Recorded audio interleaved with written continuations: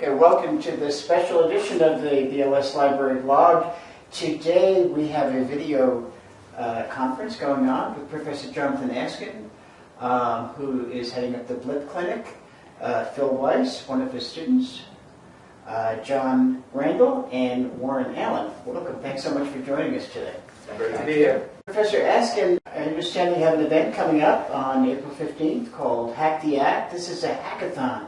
For those who don't know what it is, can you explain what a hackathon is and why you're hosting this event? Well, a hackathon is usually a lot of coders, innovators, and entrepreneurs sitting in a room for anywhere from 24 hours to 72 hours, hacking problems, coding and trying to come up with solutions to problems, or building businesses, building new ideas. Lawyers have traditionally been wallflowers at these hackathon events. When I go, or any of the students go to these hackathons, we're not coders for the most part, with a few exceptions. And we're always trying to figure out our role in the hacker community. Lawyers are always the last to adopt any new technology. Frankly, we still communicate via fax. Our goal for the hackathon, the legal hackathon, is to figure out a way in which to incorporate law students and lawyers into the hacker ethos, the collaborative ethos that allows the community to get together to solve problems. So I'd like to bring lawyers into the mix, to work with technologists, to work with entrepreneurs, to work with policy advocates, to figure out ways in which we can do two things. First of all, use the law to improve technology. How can we reform the law to better enable technology and entrepreneurs to realize their vision? That's sort of half of it. The other half is, how can we use technology to improve the law? So our hackathon, and I think I'll hand it over to Phil to talk about what the substance of the day will look like for our hackathon. But our goal is to do those two things. Use the law to improve technology and ventures, and use technology to improve legal process, the law, civics, government, along those lines. It sounds pretty exciting, Phil. This grew out of some of the response to SOPA and PIPA, is that correct? This Hack the Act? Yeah. So tell us how this particular example of a hackathon came about. Sure. So SOPA and PIPA were met with massive outcry by the tech community, and very quickly after SOPA and PIPA came around, an online platform came around called, well, the platform wasn't called the Open Act, but the senator created something called the Open Act, which is essentially a crowdsourced piece of legislation that deals with IP. Now, that led us to kind of thinking, well, why don't we get a bunch of lawyers into a room and try and crowdsource our own kind of legislation, our own kind of policy proposals. So the day will look something kind of like this. So there will be two panels in the morning. One is kind of a primer on policy crowdsourcing and government 2.0. The second panel is going to deal directly with the SOPA and PIPA issue and try and connect those two issues, government 2.0, IP issues, and those things. We're then going to move on to a competition that we're holding called Hack the Act, where we're going to ask participants to basically present new policy proposals for a discrete piece of IP policy. The best proposals are going to win prizes, so we're excited about that. And then finally, into the afternoon, we're going to work on a few workshops where we're going to have some of our clients and some of our local community companies come in and present projects that are at the intersection of law and technology, mostly how technology can improve the law.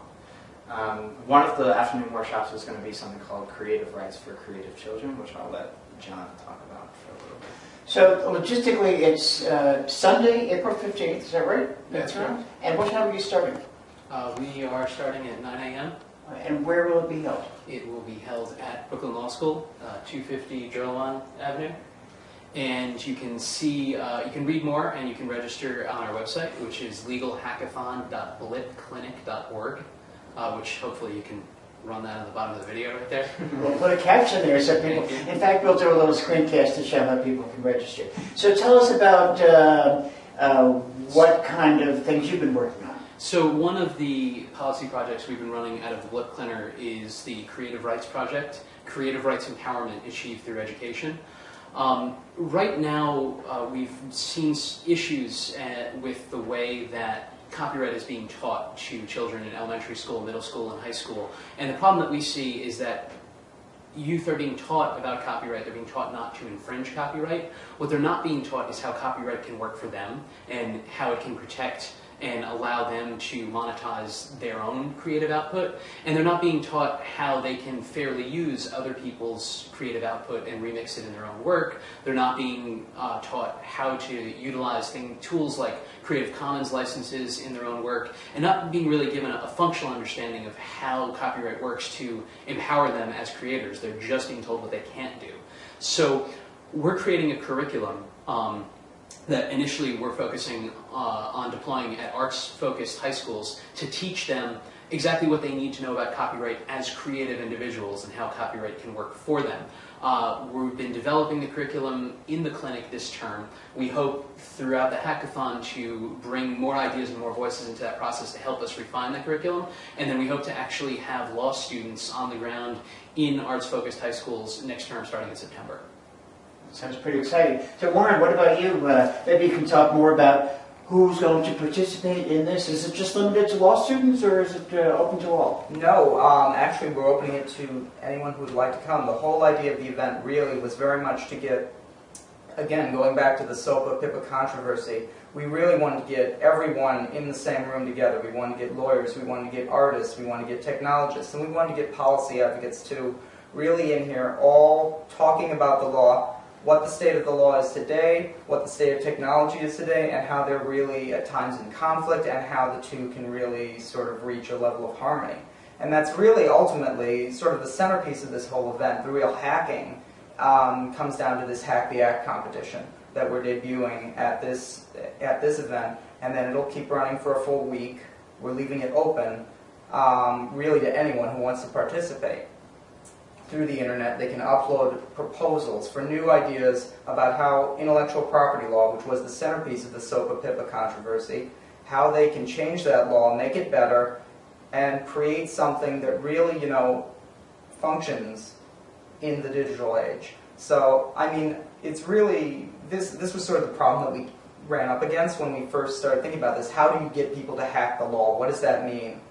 And we really want to throw that out there. We want to get a lot of different ideas. We're hoping people will take this and run with it and create brilliant, creative, wonderful ideas. Multimedia, straight writing, just really playing with a number of the concepts within copyright, trademark, patent, potentially even trade secrets, all these different concepts. Play around with them, rethink them, and let's see what we come up with.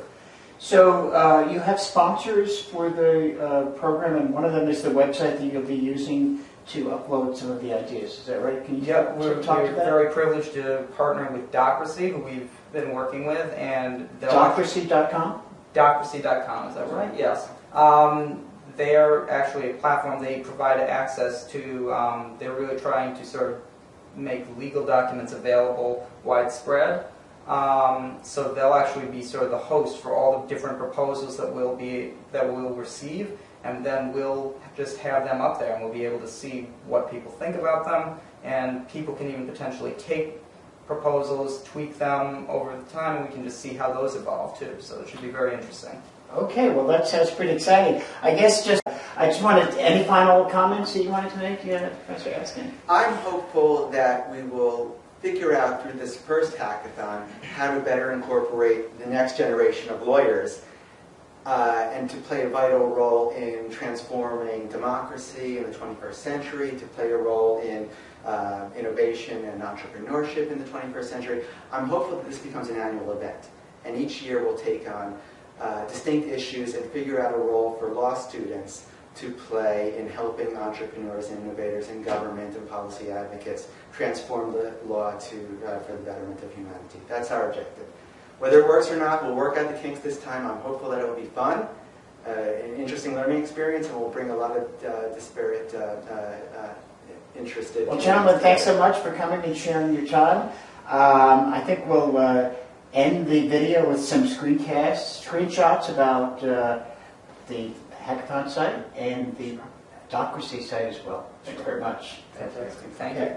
The Legal Hackathon website, which is legalhackathon.blipclinic.org, is your go-to place for all information on the hackathon, for scheduling, for panels and workshops, the agenda, and for registering. When you click the register button at the top of the home page, you will be directed to the registration page where you can select the number of tickets that you want.